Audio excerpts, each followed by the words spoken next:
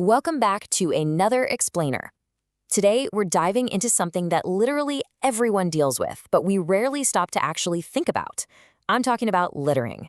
We're looking at this through the brilliantly analytical lens of author and economist Oluyomi Ola-David. In her piece, On Littering Behavior in Nigeria, she tackles this deeply frustrating everyday issue. And let me tell you, her perspective is going to completely shift how you look at the trash on your street. She actually starts us off with this super vivid childhood memory, and honestly, it might feel pretty familiar to you. She describes this intense aversion to watching people just casually toss empty food wrappers or drink packs out the windows of moving vehicles. And the really crazy part?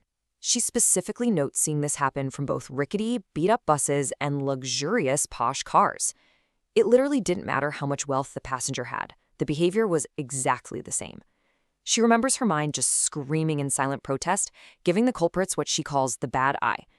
Even as a kid, she was deeply frustrated by how these quick, individual actions instantly turn into ugly heaps of dirt on the sidewalks. Section 1. The Littering Paradox. Now, this brings us to a really fascinating disconnect she points out. On one side of the coin, you have individuals actively littering. They're the ones actually tossing the rubbish onto the street. But on the flip side, those exact same people are usually the very first to complain to their friends or yell at the press, blaming the government for the massive mess. It's a total paradox, right? The individual commits the act, but immediately passes the buck and points the finger at the state. Section 2. Who is the government? So she doesn't just let that hypocrisy slide. She pauses and asks, well, who is the government, really? When people blame the government for a dirty street, are they blaming a physical, concrete building? Obviously not. She proposes this massive paradigm shift. We are the government. We are the governors of our shared environment and the literal architects of our future. So if the streets are a mess, it's because the governors, us, are the ones messing them up. She puts the accountability right back on our shoulders. Section 3. Past environmental policies. Now, to be fair, Nigeria hasn't just ignored the problem.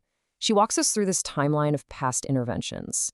First, there was a military regime program called the War Against Indiscipline, or WAY, which temporarily curbed littering, but mostly just through the fear of punishment.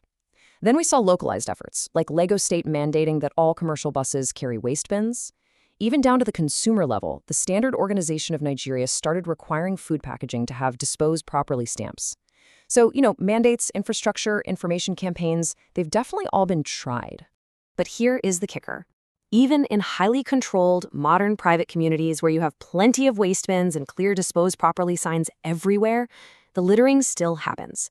Someone will literally finish a drink and just drop the pack in an open space, right next to a sign telling them not to. The infrastructure is there, the signs are there, but the rational behavior, it's just completely missing. Section 4. The Economist's Questions. Since the physical infrastructure obviously isn't the magic bullet, she pivots. Putting on her economist hat, she starts firing off these deep analytical questions. The first big one, what are the psychosocial determinants of littering? If a sign and a bin aren't doing the trick, what is actually happening in someone's mind and in the social fabric of the community that makes them decide, yeah, dropping this on the floor is perfectly fine? And of course, economics play a huge role. What effect does family income have on the tendency to litter? Remember that childhood memory? Trash flying out of both rickety buses and posh cars alike. She's asking, does wealth actually make you care more or less about public spaces, or does this behavior just totally ignore income brackets? Zooming out even further, she asks about poverty prevalence. Does the broader economic struggle of a whole region correlate with how people treat the environment? I mean, when people are fighting just to survive day to day, does caring for the local street corner just naturally fall to the very bottom of their priority list? And what about geography? Does living in a super dense urban center change your littering habits compared to living in a rural, wide open space?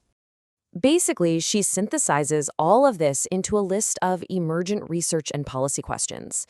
To find a real lasting solution, she argues we have to figure out how to eradicate all forms of littering, not just the visible roadside stuff. We need to promote a genuine national sense of responsibility. And beyond that, what is the private sector's role? How does littering impact employment? And how does public spending on social infrastructure actually change behavior? She's laying out this massive, comprehensive research agenda because it's clear that surface-level fixes just aren't cutting it. Section 5. A litter-free dream. So what is the end goal here? She shares her ultimate vision for the future, and it's sparked by this striking international comparison. She draws a sharp contrast between the culture she grew up observing in Nigeria, where littering is just this casual, everyday thing, and the culture in Japan. She notes that in Japan, spitting and littering aren't just frowned upon, they are considered downright evil behavior. It's wild. Japanese citizens and even tourists visiting there will literally hold on to their dirty food wrappers, keeping them in their pockets or bags for hours until they find a proper disposal spot. She actually describes that Japanese reality as a heaven-on-earth experience. And think about it. To walk through a massive, busy city and see zero litter because every single person takes absolute personal responsibility for their own waste, that sounds amazing. Learning about that level of cultural discipline really fueled her hope that a profound national change is actually possible back home. She brings everything together with this incredibly powerful vision. She writes, "I have a dream that everyone, regardless of gender, age, skin color, social status, and geographical location, will respect the Nigerian public space, treating it with utmost regard and respect by disposing properly." It's this beautiful dream of a day when littering is seen as just as unacceptable in Nigeria as it is in Japan, across every single demographic and location. So as we wrap up this explainer, I want to leave you with a question to reflect on, inspired directly by her insights. Take a look at your own habits. Are you truly acting as the architect of your future and the governor of your environment?